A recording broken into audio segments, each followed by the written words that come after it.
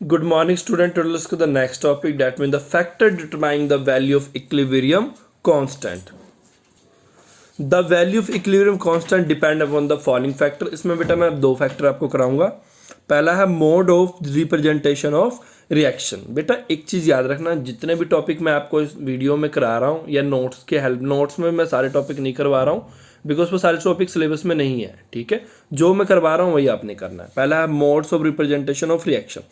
मान लो A B है, वो मिलकर क्या बना रहा है, सी डी बना रहा है, और ये बीच में इक्विलिब्रियम का साइन है. इसका मतलब सी डी से दोबारा ए बी भी बन सकता है. इसका मतलब क्या है, equilibrium constant for a reaction क्या होता है, के सी इक्वल होता है. ये सब बेटा पीछे हमने देखा हुआ है. के सी इक्वल होता है C D upon A B square bracket में. ठीक है, इसे इक्वेशन मानो 1. Now for the backward reaction, backward reaction में क्या होगा, देखो फॉरवर्ड रिएक्शन में क्या था, ए बी सी डी में कन्वर्ट हो रहा है और यहाँ पे सी डी ए बी में कन्वर्ट हो रहा है. बस आपने चेंज क्या करना है, यहाँ पे सी डी ऊपर लिखा है तो बैकवर्ड में क्या लिखोगे, ए बी ऊपर लिखोगे. ठीक है बेटा, फिर इसके बाद देखो, इसके बाद ध्यान दो, द इक्विलिब्रियम कांस्टेंट के सी डैश, पहले को के सी मानो, दूसरे को के सी डैश. और देखो इसमें ध्यान देने वाली बात क्या है कि के सी डैश जो है वो रेसिप्रोकल है के सी के. हो गया ना, यहाँ देखो, यहाँ पे ए बी ऊपर है, यहाँ ए बी नीचे, यानी कि ये दोनों क्या हुआ आपस में रेसिप्रोकल हुए, यानी K C dash equal to 1 upon K C. दूसरा स्टिचोमेट्रिक ऑफ केमिकल इक्वेशन. सबसे पहले बेटा स्टिचोमेट्री क्या होता है, जैसे कि ये देखो, इसके साथ ये 2 लगाना है, ये इसके स्टिचोमेट्री रेशियो हुआ. ठीक है, इसके साथ 2 लगाना है, स्टिचोमेट्री रेशियो. इसके साथ कुछ नहीं लगाया यहाँ, इसका मतलब यहाँ पे रेशियो क्या है, 1 है. ठीक है, ठीक है बेटा, ये इक्वेशन 1 है. ठीक है, और ये इक्वेशन 2 है. अलग अलग रेशियो में इन्होंने हमें दिया हुआ है. एक में क्या है, NO2 2NO2 है. ठीक है, तो N2 बन रहा है, 2O2 बन रहा है. दूसरे में क्या है, सिंगल NO2 लिया है तो हाफ N2 बनेगा और O2 बनेगा. फॉर इक्वेशन 1 Kc बराबर होगा, देखो जो इसके स्टिचोमेट्री रेशियो है ना, वो जो बेटा इसके स्टिचोमेट्री रेशियो होता है ना, ये वाला, वो उसके सीधे पावर में चल जाता है जब भी इस फॉर्म में लिखोगे. N2O2 का 2, ये देखो ये 2 है ना, ये पावर में चल गया ना, और ये देखो यहाँ पर 2 है ना, ये पावर में चल गया. उसी तरह Kc में भी क्या होगा, हाफ है ना, ये पावर में चल जाएगा. और याद रखना बेटा, जहाँ पे कुछ नहीं है वहाँ पे 1 है. ठीक है, क्लियर है. इसका मतलब क्या है कि इसका मतलब क्या है कि बेटा जब मैंने दोनों को रिलेट किया तो K C dash equal to under root K C के बराबर हुआ. के सी डैश किसके बराबर हुआ, अंडर रूट के सी के बराबर हुआ. ठीक है, इसके पीछे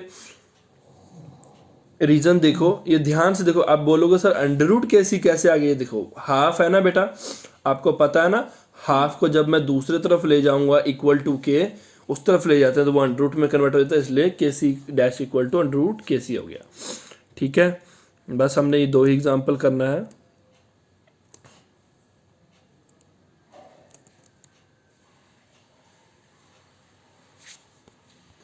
उसके बाद बेटा है ली चैटलियर प्रिंसिपल. ये सब वाले क्वेश्चन बेटा डेफिनेशन होते हैं और डायरेक्ट 2 नंबर में आपको एग्जाम में देखने को मिल जाते हैं. ठीक है, तो इनको अच्छे से तैयारी करना है आपने. चांसेस होते हैं आने के, आ भी सकते हैं, नहीं भी आ सकते हैं. ठीक है, the 3 main factor can be changes the state of equilibrium in A reversible system. ठीक है बेटा, क्या बोल रहे हैं कि 3 मेन फैक्टर है जो चेंज कर सकता है state of equilibrium in reversible system में. दैट इज, एक तो पहला होता है बेटा कंसंट्रेशन, दूसरा होता है प्रेशर, तीसरा होता है टेम्परेचर. बेटा देखो, ली चैटलियर एक साइंटिस्ट था जिसने क्या बोला बेटा, if a system at equilibrium is subjected to a change in concentration, pressure or temperature, the equilibrium shift in the direction that tends to undo the effect of the change. इसका बेटा एक और definition है, अगर यहाँ होगा तो ठीक है, अदरवाइज मैं आपको ग्रुप में उसका डेफिनेशन सेंड कर दूंगा, वो ज़्यादा इजी है.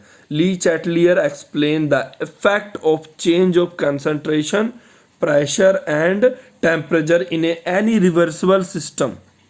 देखो बेटा, आप चाहे तो ये वाला लाइन लिख लेना, ज़्यादा बेटर रहेगा. ली चैटलियर यहाँ से लेकर यहाँ तक, केमिकल चेंज तक. ली चैटलियर ने क्या एक्सप्लेन किया कि effect of change of concentration, pressure and temperature of on any reversible system, whether physical हो चाहे केमिकल. उन्होंने क्या बोला कि क्या इफेक्ट पड़ता है जब हम प्रेशर, कंसंट्रेशन और टेम्परेचर को चेंज करते हैं किसी भी फिजिकल और केमिकल रिएक्शन में, तो उनके रिवर्सल सिस्टम पे उसका क्या इफेक्ट पड़ता है। तो इसका एक और डेफिनेशन है, if a system at equilibrium is subjected to the change in concentration, pressure और temperature, the system adjust itself in such a way to nullifies the effect of that change. इसका मतलब क्या है कि जब भी हम सिस्टम में मतलब क्या बोल रहे हैं कि अगर बेटा सिस्टम क्या हो, इक्विलिब्रियम में हो, ई सब्जेक्टेड टू चेंज। देखो बेटा, अगर ये सिस्टम इक्विलिब्रियम में है और उसकी थोड़ी कंसंट्रेशन में चेंज आया या टेम्परेचर में चेंज आया या प्रेशर में चेंज आया, तीनों में से किसी एक में चेंज आया, तो सिस्टम क्या करता है, अपने आप को इस हिसाब से एडजस्ट कर लेता है कि वो जो चेंज आया उसे वो क्या कर दे, नलीफाई कर दे, मतलब जीरो कर दे, ताकि एक्चुअल सिस्टम पे कोई इफेक्ट ना पड़े। ठीक है बेटा, क्लियर है। इसका बेटा क्या है, चेंज इन कंसंट्रेशन। अगर कंसंट्रेशन चेंज करेंगे तो क्या होगा। ठीक है बेटा, मेनली आपको जो भाई ये 2 नंबर में आएगा तो आपने सिर्फ डेफिनेशन लिखना है ऊपर वाला बस, और एग्जांपल अगर दे दूंगा थोड़ा सा तो इनफ है, उसके अलावा कुछ नहीं लिखना। अगर 3 में आता है तब आपने ये सब चीज़ लिखना है। Change in concentration, if an additional amount of reactant और प्रोडक्ट को हम ऐड करेंगे सिस्टम में, तो the stress is relieve as the reaction that consume the added substance occur more rapidly than the reverse of reaction. इसका मतलब क्या होगा बेटा, जब भी आप एडिशनल, देखो रिएक्शन चल रहा है या रिएक्शन इक्विलिब्रियम में है, बट मैंने उसमें जाके थोड़ा सा रिएक्टेंट या प्रोडक्ट डाल दिया, तो सिस्टम क्या करेगा, अपने आप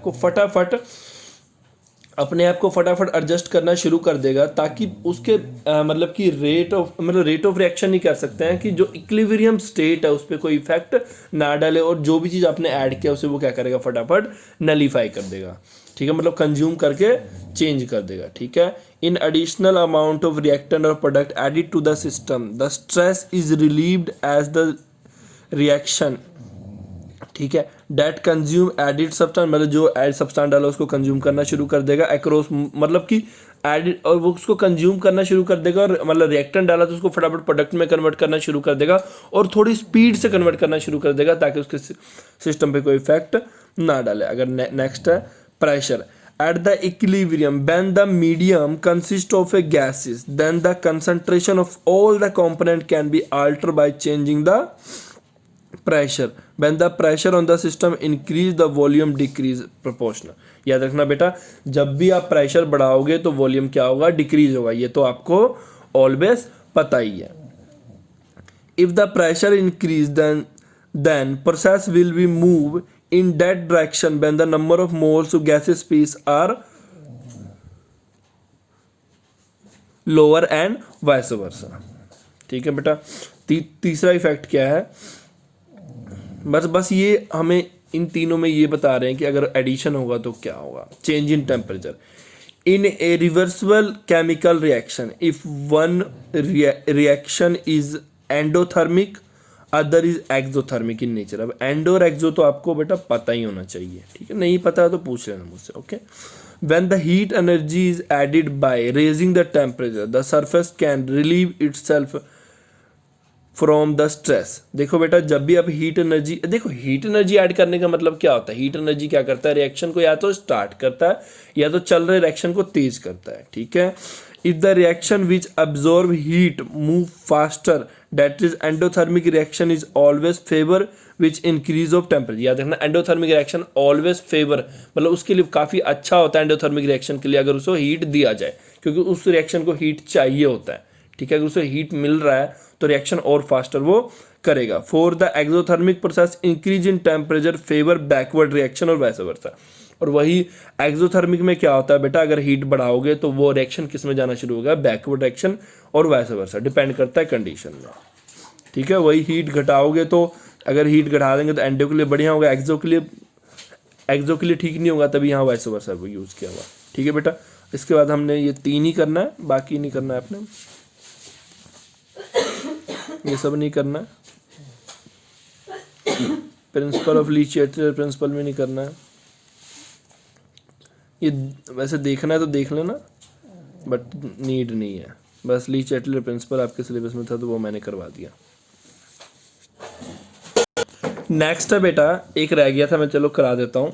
एडिशन ऑफ इनर्ट गैस। सबसे पहले बेटा इनर्ट गैस होता क्या है, ये आप सबको पता है। ये इनर्ट गैस बेटा वो होता है जो किसी से रिएक्ट नहीं करता। इसका मतलब जब आप इनर्ट गैस को ऐड करोगे वो सिस्टम के ना तो रिएक्टेंट साइड से रिएक्ट करेगा ना तो प्रोडक्ट साइड से रिएक्ट करेगा। मतलब ऐड कर दो कोई फर्क नहीं पड़ेगा रिएक्शन को, ठीक है बेटा।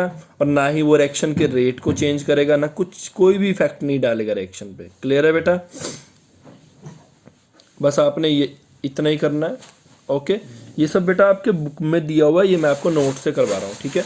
इसके अलावा आपने कुछ नहीं करना है नोट्स में से, ठीक है। जो भी एक्स्ट्रा चीज़ें दिए हुए वो नहीं करना है, वो एडिशनल है। आज का बेटा लास्ट टॉपिक बफर सोल्यूशन, इसका हमने डेफिनेशन करना है। देखो बेटा, many fluids that is blood हो, यूरिन हो, सबका बेटा क्या होता है, डेफिनिट पीएच होता है। पीएच आपको पता है ना, हम एसिड मतलब हम पीएच से ये पता लगता है कि ये सोल्यूशन एसिडिक है कि बेसिक, ठीक है। Any deviation in the pH indicate करता है मैग्निफिकेशन ऑफ द बॉडी, यानी कि अगर पीएच बढ़ता है या घटता है किसी भी सोल्यूशन का तो वो उसको या तो एसिडिक बनाता है या तो बेसिक बनाता है। और अगर थोड़ा सा भी डेविएशन हो जाए पीएच हमारे बॉडी में तो हमारे बॉडी के लिए काफ़ी हार्मफुल होता है। The control of pH is very, देखो बेटा, the control of pH is also important in the many chemical और बायोलॉजिकल प्रोसेस, ठीक है बेटा। ये डेविएशन ना है उसको कंट्रोल में रखे, ठीक है बेटा, वो काफ़ी इंपॉर्टेंट होता है। मैनी मेडिकल और cosmetic formulation require that this be keeped and administered at the particular pH, मतलब कि मतलब कितने सारे मेडिकल और कॉस्मेटिक चीज़ होते हैं, ठीक है बेटा, प्रोडक्ट्स होते हैं जिनको क्या चाहिए होता है कि वो एक पर्टिकुलर पीएच पे ही ऑलवेज रहे। तो उसके लिए हम क्या यूज़ करते हैं बेटा, buffer solution. The solution which resist the change in pH on dilution, मतलब रजिस्ट का मतलब क्या होता है, पीएच चेंज होने से वो रोकता है ऑन डिल्यूशन, और with addition of small amount of acid और अल्कली कॉल बफर सोल्यूशन। मतलब कि स्मॉल अमाउंट ऑफ एसिड हो या बेस हो, ये वो सोल्यूशन होता है बफर सोल्यूशन जो कि क्या होता है, रेजिस्ट करता है चेंज होने से, स्मॉल अमाउंट ऑफ चेंजेस को रोकता है। यानी कि अगर एक आधा ड्रॉप ज़्यादा ही एसिड गिर गया या बेस गिर गया तो पीएच को चेंज होने नहीं देता है, और वो बफर सोल्यूशन क्या करता है, उसको न्यूट्रलाइज कर देता है। क्लियर है? ओके बेटा, आज हमने इतना ही करना है, ठीक है। Thank you for today.